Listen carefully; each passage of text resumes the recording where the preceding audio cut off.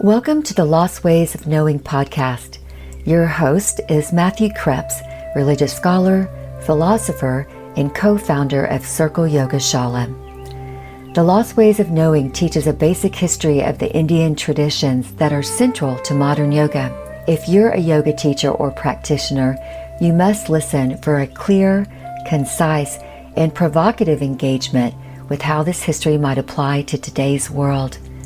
The ultimate aim of this podcast is to initiate a dialogue about awakening and overcoming self-deception, leading to deeper intimacy with what is real.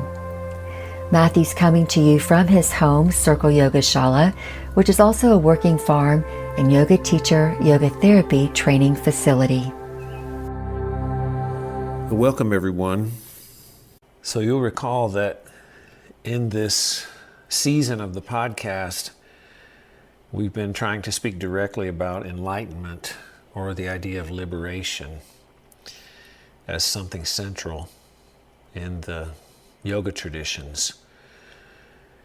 And we've talked about it as a kind of qualitative transformation of the individual, something that surpasses mere psychological modification and pushes into the transformation of our deepest sense of value, our deepest sense of identity. And so we want to characterize it as something that is a transformation beyond the level of the personality. And in the last episode, we discussed contemporary definitions of enlightenment. And so we brought commentary from recent teachers who have all been very influential on the Shala. In this episode, we want to circle back to the traditions from the first several seasons and really briefly try to speak about liberation from their perspective. And we do this in part to keep noting that though you can make the statement that yoga, broadly speaking, is about liberation, there is no single vision of what it means to reach that goal. In this episode, we want to focus briefly on the early and the late Vedic periods. Then we'll continue on with a few more episodes that concern things like the Yoga Sutra of Patanjali, the Bhagavad Gita, and then broadly speaking, those Siddha yoga traditions, which include Hatha Yoga and Tantra. Now, if we start with the Vedic revelation, it's important to remember that the Vedas are loosely divided into two parts. The early Veda is primarily concerned with ritual, and it is this part that's often referred to as the Mimamsaka. And so Mimamsakas are the Vedic ritualists whose purpose is to officiate in the enactment of the Vedic sacrifice and also to engage in philosophical discussion that defends the Vedic sacrifice as the proper way to address the existential crises that we face in life, and therefore to realize the meaning and purpose that is available to us. The later part of the Veda is most often referred to as Vedanta, and we see this in that sublime body of literature called the Upanishads. And in the Upanishad, as we saw in the first several seasons, this notion that we have to make a sacrifice is internalized inside the individual practitioner. And that internalization inaugurates the quest for Brahman, or the ultimate source of being, in an attempt to realize the proper relationship between the human soul, or the Atman, and the source, or what we would call God. Now, the early Veda, the Mimamsaka, is also called the time of the Samhitas. Well, this is the Rig Veda, the Sama Veda, the Yajur Veda, and the Atharva Veda. And in this body of literature, there's not really a clear concept of escaping the birth and death cycle, or liberation as it comes to be spoken of in not only the yoga traditions that follow, like the Upanishad, but also by the Buddha. What we see in the Samhitas, or the early Veda, is an idea of living virtuously by performing the sacrificial rituals that are prescribed in a timely and careful manner. And this ensures several things, but the main thing in this context is one is hoping not to be reborn in a lower station in life. One is hoping to be reborn, hopefully, at a higher station, and there are very subtle levels, rarefied levels, in which one can be born. I should mention that some scholars insist that there's not even a coherent concept of rebirth in this literature, and so it's kind of unclear. But in general, the teachers that I have been with and the things that I have studied do suggest that there's an idea of the birth and death cycle, but there's no real idea of escaping it as a kind of instantiation of being liberated.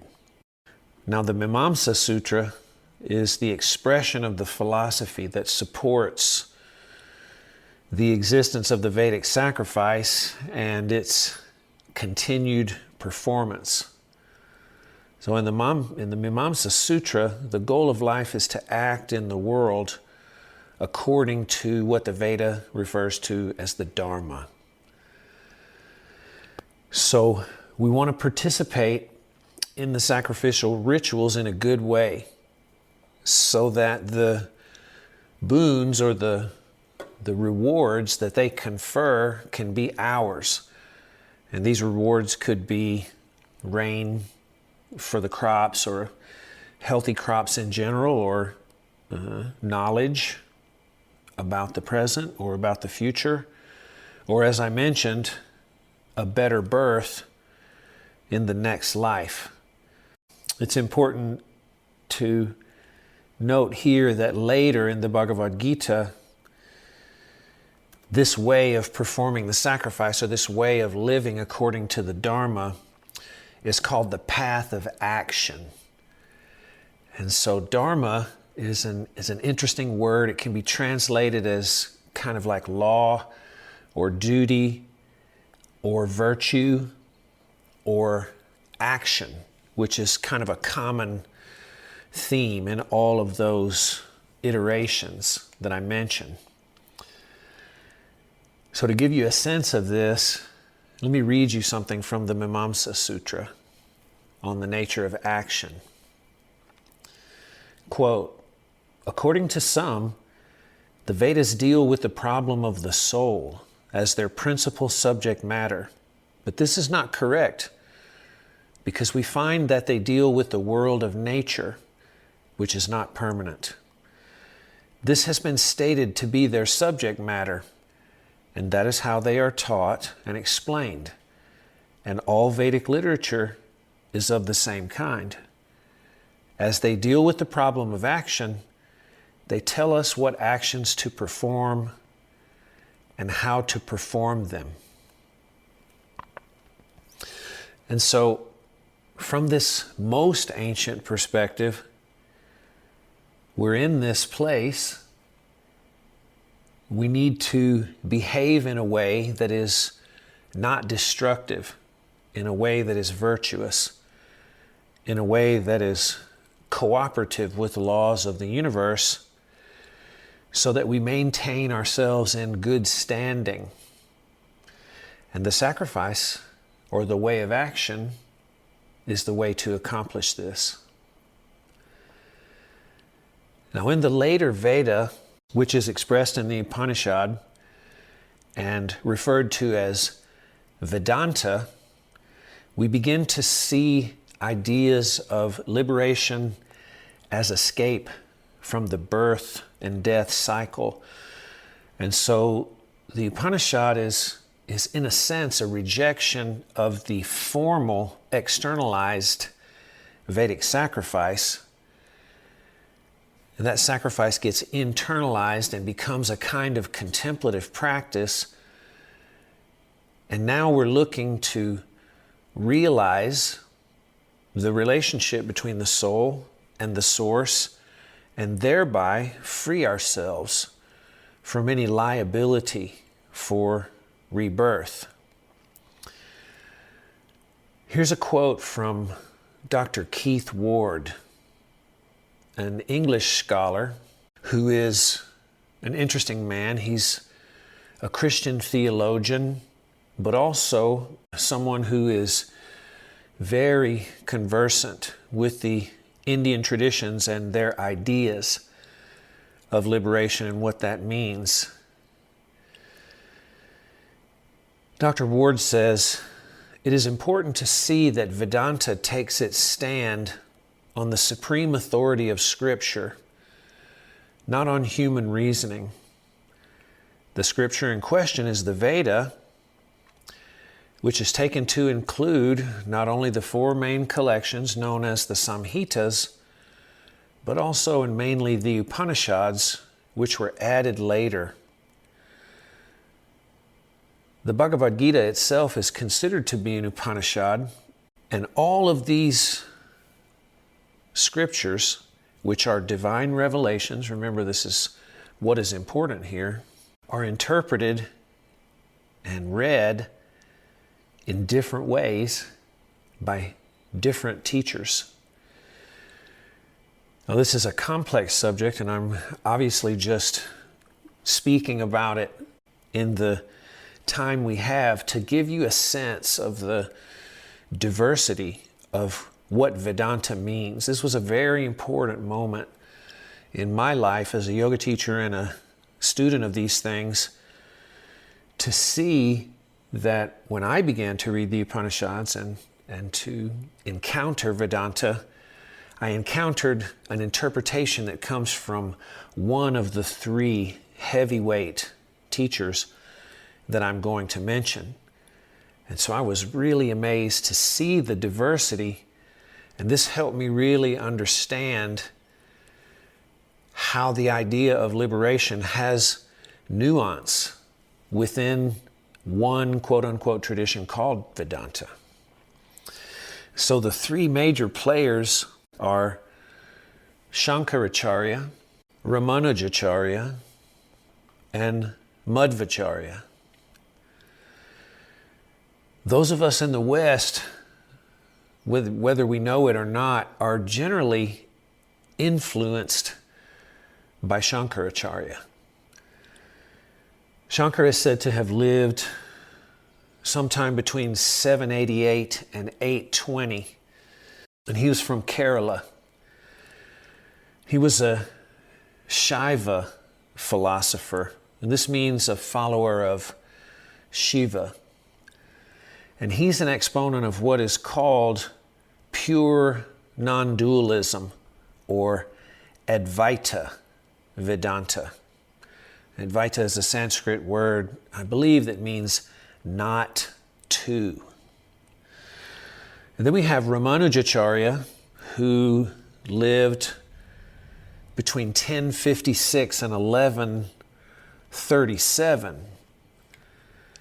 And he is from the Tamil country.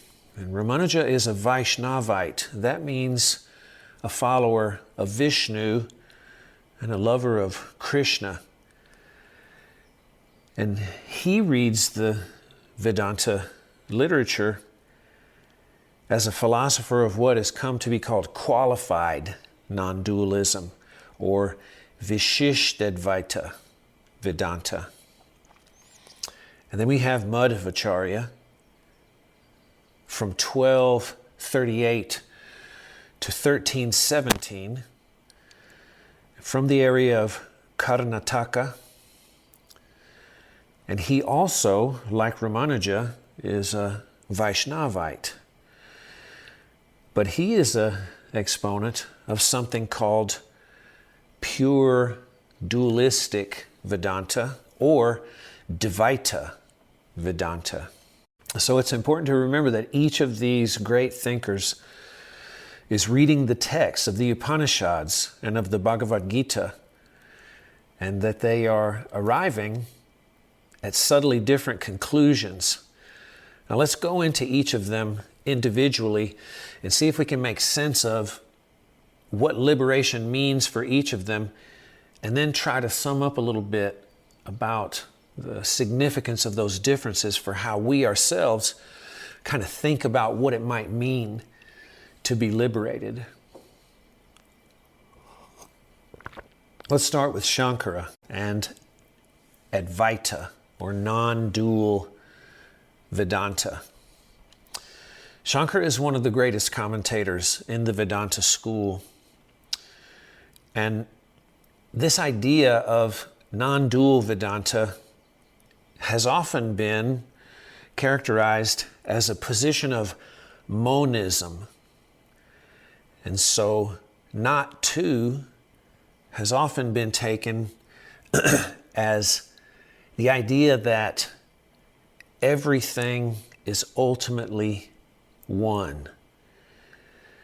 Now, this idea of oneness, in a strong interpretation of Shankara, is the idea that the soul, or the Atman, which is the word we find in the Upanishads that's usually translated as soul, is taken to be identical in substance with Brahman. And so we often hear the phrase, Atman is Brahman. And for Shankara, this is really important. It sets up a kind of epistemological conundrum, because this absolute sameness between the soul and God makes it difficult to explain our perceptions of differences between things in the world. And on this strong reading of Shankara as a monist, any perception of difference in the world or in oneself and other things, between oneself and other things, is an illusion.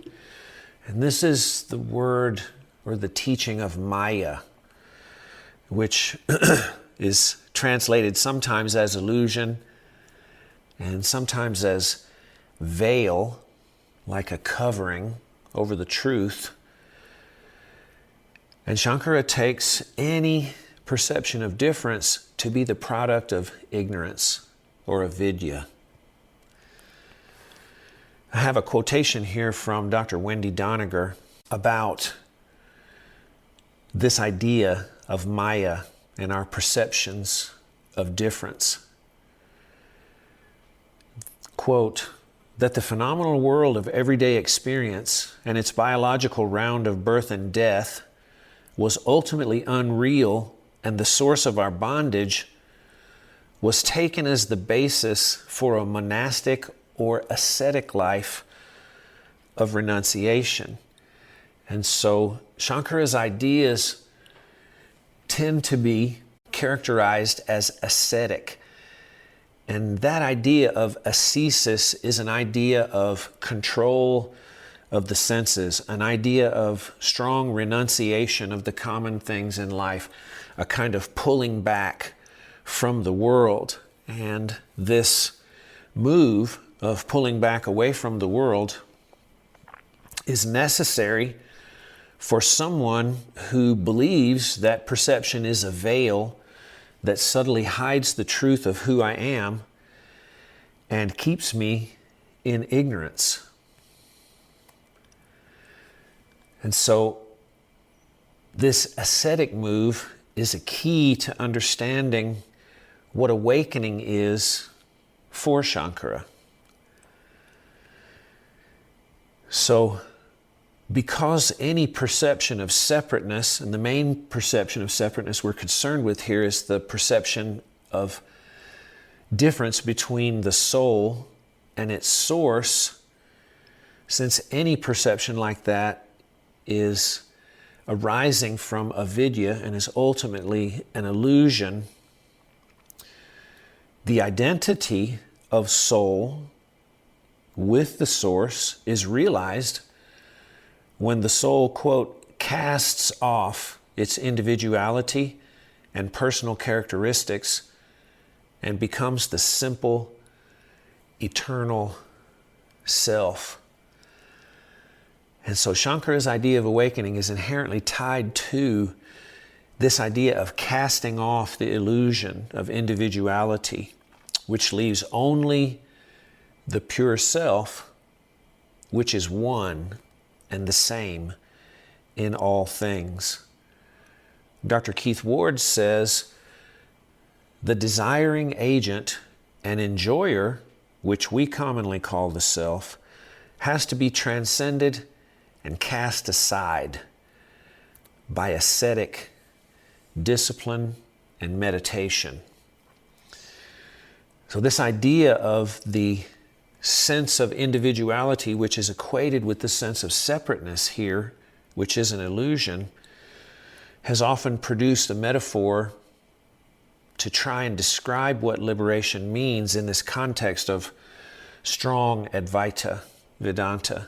And that metaphor is the metaphor of a drop of water, or sometimes a grain of salt, being dissolved in the great ocean of bliss.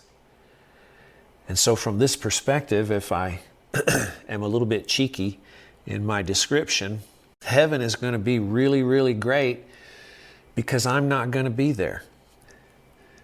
Because in this idea, I am an illusory sense of separateness that produces endless desires that will never ultimately be fulfilled because they're based on an illusion. And once I am free of that, once I realize who it is that I actually am, I'll no longer be subject to those desires and the actions that ensue from them, and I will be free from this round of birth and death. Looking for a yoga teacher training that goes beyond poses? At Circle Yoga Shala, our 200 and 300-hour programs are immersive journeys into somatic awareness, spiritual depth, and authentic teaching. Rooted in ancient wisdom and modern insight, these trainings are designed to transform your practice and your life. Learn more and apply at circleyogashala.com, where yoga isn't performance, it's presence. Now, if we move to Ramanuja, we have an interesting amendment or subtle revaluation of Shankara's ideas. So Ramanuja has something in common with Shankara and also something that separates him from Shankara's view. This is called Vishishtadvaita, and that means qualified non-dualism. And so there's an element of oneness here, but that element of oneness doesn't subsume the whole picture. So what does that mean? Ramanuja holds that there is indeed only one true divine source, which is Brahman. And the soul, the individual soul, is non-separate from this source. In particular, the soul shares in the divine essence, which is called bliss or ananda. However, there are apparent differences between the individual souls and God, and those are real. And so the existence of the soul itself is dependent on God. The soul is like God in essence and unlike God in expression, so to speak. And both of these are true. So we see a qualified non-dualism. There's an idea of sameness of essence or a monism of essence and a plurality of real phenomenon and manifestation. The universal sameness in essence makes unification with God something where the bliss of God can be realized for us, but the realization of that will not destroy or eradicate our inherent individuality. Importantly here, Ramanuja conceives of the source as a person, something like us. I have a quote here that will give you a sense of his beautiful conception of God. He says, quote, "We know from Scripture that there is a supreme person whose nature is absolute bliss and goodness, who is fundamentally antagonistic to all evil, who is the cause of the origination, sustenance, and dissolution of the world, who differs in nature from all other beings, who is all-knowing, who by his mere will and thought accomplishes all his purposes, who is an ocean of kindness, as it were, for all who depend on him, who is all-merciful, who is immeasurably raised above the possibility of anyone being equal or superior to him, whose name is the highest Brahman." And so we see here an attempt to formulate this oneness of essence, but reality of difference. And we can experience our oneness of essence with the source in relationship. And that relationship shows the qualities of bliss and mercy and kindness. But we are not equal or superior to the source. We are dependent for our existence on that source. This idea that the source is maybe not totally personal, but because the source is ultimately transcendent and the ground of all things, that the source does express as a person in relationships of mercy and so on, is really important, because Shankara's objections to Ramanuja's strong non-dualism hinge around this notion of being able to have a relationship with the source. If you are a qualified non-dualist, the teaching of Maya is unnecessary and false. The world is not an illusion, it is real. And the perceived differences between the soul and Brahman are actually the foundation then for true worship. When Ramanuja critiqued Shankara, he reasoned that if everything is ultimately one, then the distinctions between the source and the soul, i.e., between God and his devotees, those distinctions are erased. They are illusions. And this in turn makes a mockery of worship and ritual action, which is actually founded on real differences, or what you might call a real relationship. So if the devotee and God are actually one, then worship is ultimately God praying and offering to himself. And for Ramanuja, this is an inherent devaluation of love, because true love is an exchange between two who are real and different from one another and who come together in a unique relationship. We might call it a face-to-face meeting. When Wendy Doniger is trying to make clear for us the differences between Ramanuja and Shankara's strong non-dualism, she says, quote, Shankara's non-dualism has the disadvantage that you cannot love God or worship God if you are God, or if your God is without qualities. And so really, for someone who is looking to turn to the source not only for guidance and not only for love, but also for comfort and for mercy, the differences between me and the source need to be real, because otherwise true love is not possible. And love for Ramanuja, as well as for Madhava, as we're about to see, is really the purpose of all existence and the sign that liberation has been realized. So when do I know, so to speak, that I have escaped the round of birth and death? It's when a certain love has been realized in this life. Now let's finish up with Madhvacharya. So Madhva is an exponent of what is called Dvaita Vedanta. And that means dualistic Vedanta.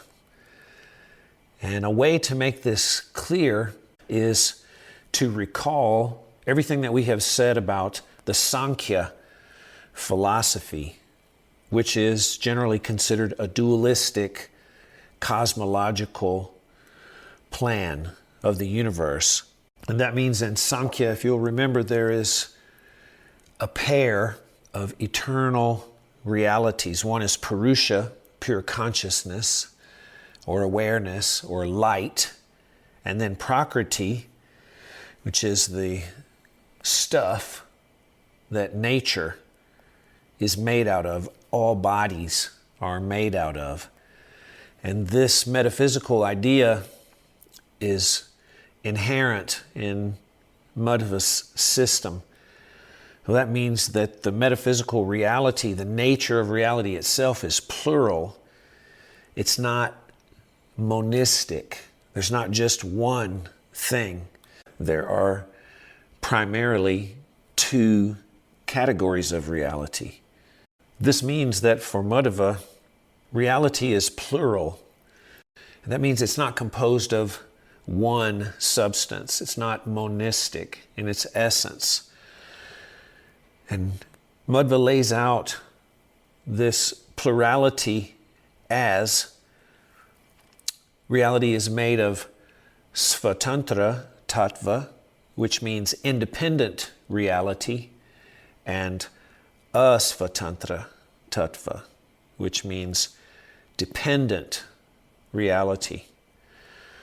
Now, the independent reality is Ishvara, and that means God as Vishnu or as Krishna in this case, because he's a Vaishnavite. And Ishvara is the independent reality, which is the cause of the universe. God is the only thing that is independent or uncaused, whose existence doesn't depend on anything else.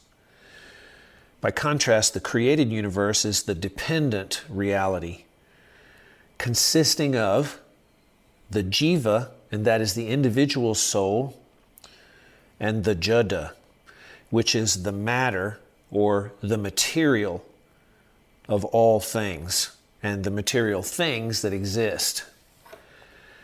Now, importantly, Individual souls themselves are plural. This means they are different and distinct realities.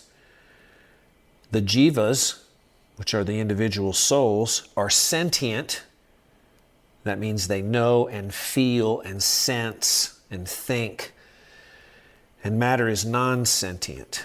It does not know. It does not feel. It does not think.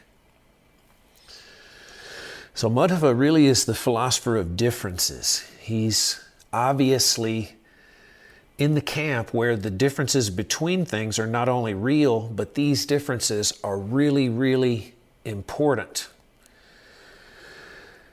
And so he enumerates the difference between dependent and independent reality in a five-fold structure that is generally showing the differences between God and souls and material things.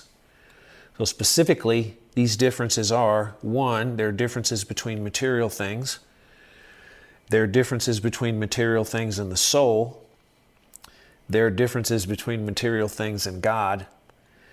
There are differences between individual souls. And there are differences between the soul and God. This is the Pancha Veda, the doctrine of differences. Well, this means that for Madhava there is no object like any other object. There is no soul like any other soul. All souls are unique, and that uniqueness is reflected in individual personalities.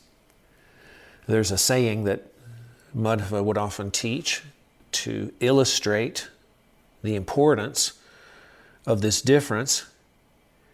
Quote, "The sea is full, the tank is full, the pot is full, everything is full, yet each fullness is different." And so here we are sort of on the other end of the spectrum that we started on with Shankara. What's real here is the differences between the fullness. We see that there is a concept of fullness. This itself can be misleading, almost as if the concept of fullness is an illusion.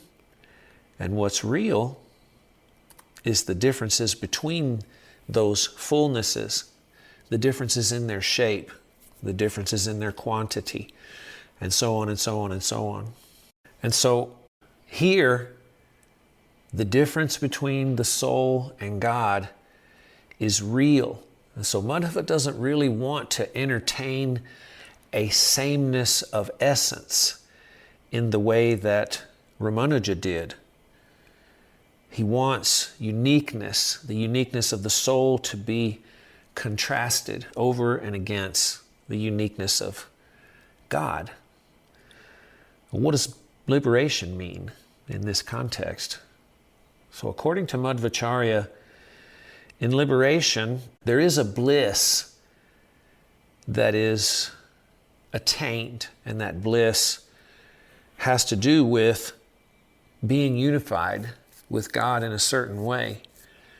But the nature of this bliss is different for each person, based on each person's degree of knowledge and spiritual perfection.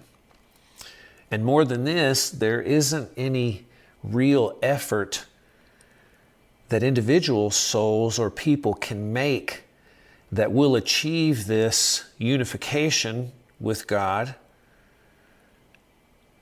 Bliss is only able to be realized through God's grace, which is Vishnu.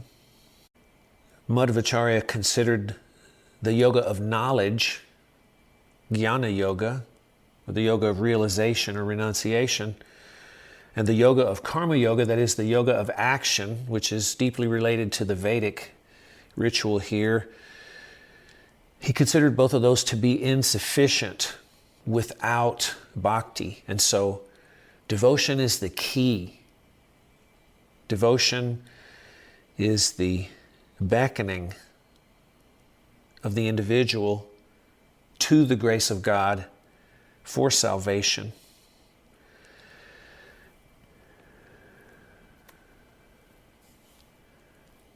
But when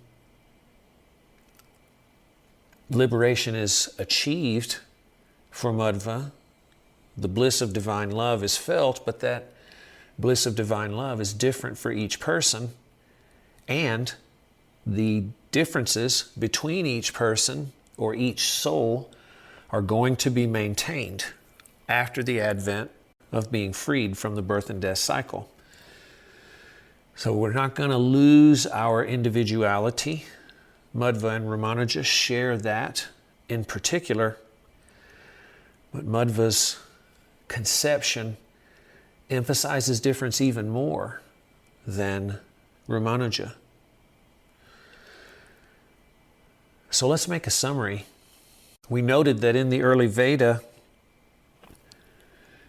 there is no clear concept of liberation as it comes to be known in the later traditions. And we also noted that some scholars argue that there's no clear expression even of the birth and death cycle of reincarnation there.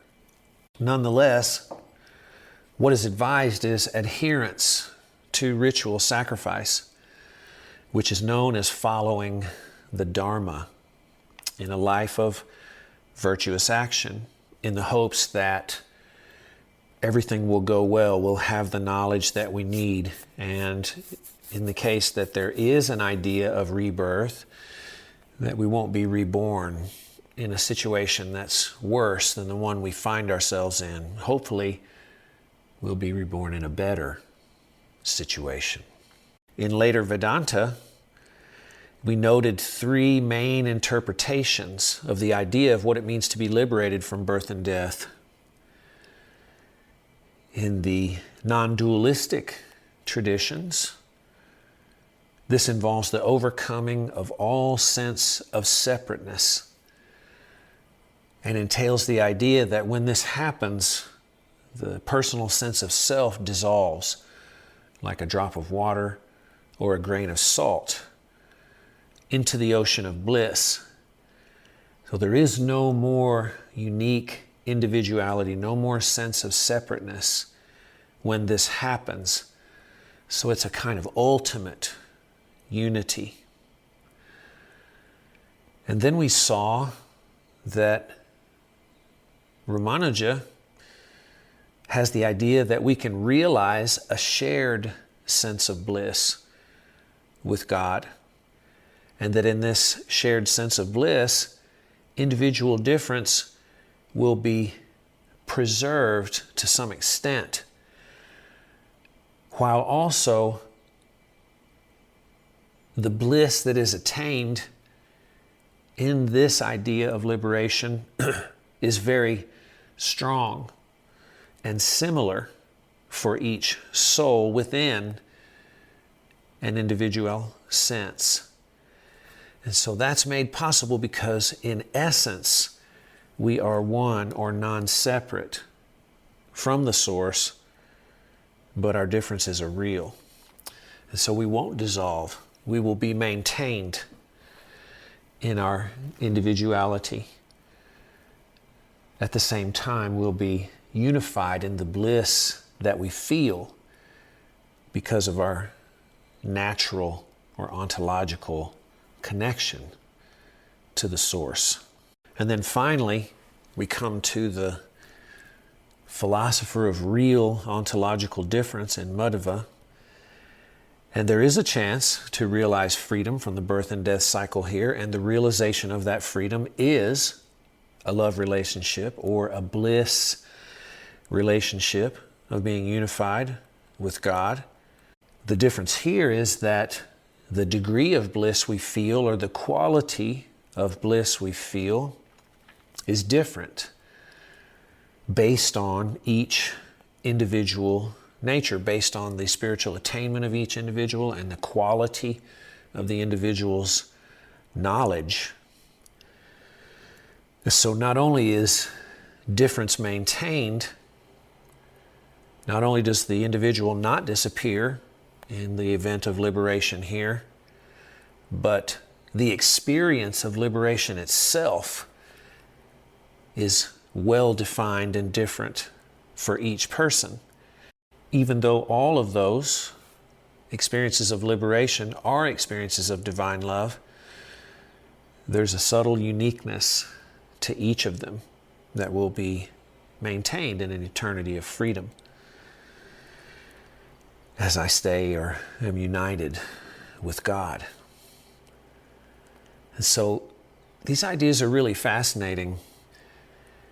When I teach them to students, I see that there is often a kind of mishmash of all of them to some degree.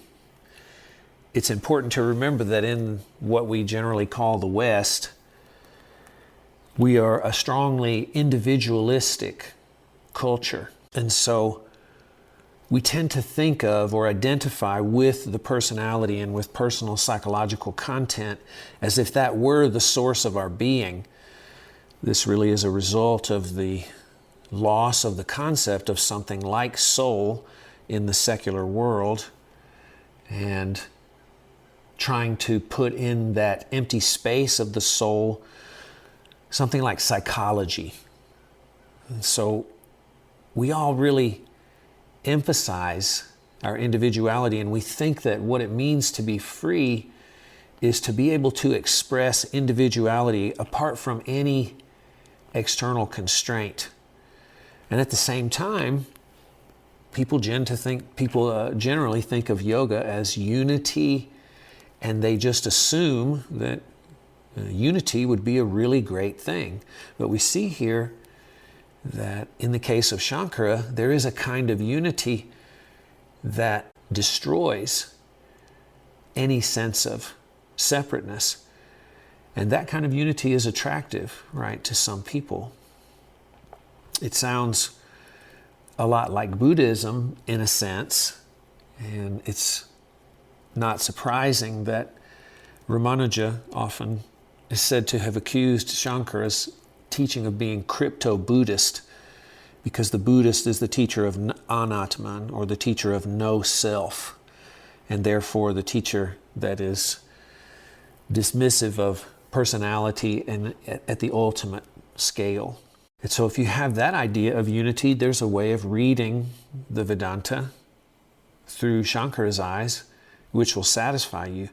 But if you have an idea that, no, there is something very important about my uniqueness, if you are affected, for instance, by disciplines like Ayurveda, which is the discipline of individual uniqueness and the application of herbal theory and pranayama and devotional strategies and meditation in ways that try to take into account individual uniqueness, then this monistic idea of unity begins to be a little bit unsettling, because I always thought that if I was liberated, I would still be there in heaven.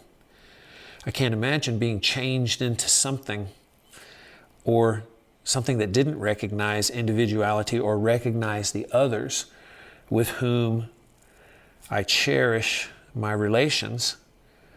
I couldn't imagine that as being part of what it means to be free. So Ramanuja and Madhava really hold down that end of the idea, where the individual soul will not be erased, or it will not dissolve, and it will remain in a relationship. And this makes possible a kind of love that is very familiar to us and something that we all yearn for. So I really hope this has been interesting, and I hope it gets you to thinking about how you think about ideas like unity and freedom and the individual and the community and love and so on. And so next time we'll come back again with some more traditional definitions of liberation from things like the Yoga Sutra and the Bhagavad Gita. So God bless you all. Thanks for listening, and we hope to see you next time. Thank you for listening to this episode of the Lost Ways of Knowing podcast. We hope it was informative and also inspiring for you. Please subscribe wherever you get your podcast and leave a review for us so other yoga teachers and practitioners can find us. For in-person opportunities to learn and grow in a community setting, visit circleyogashala.com.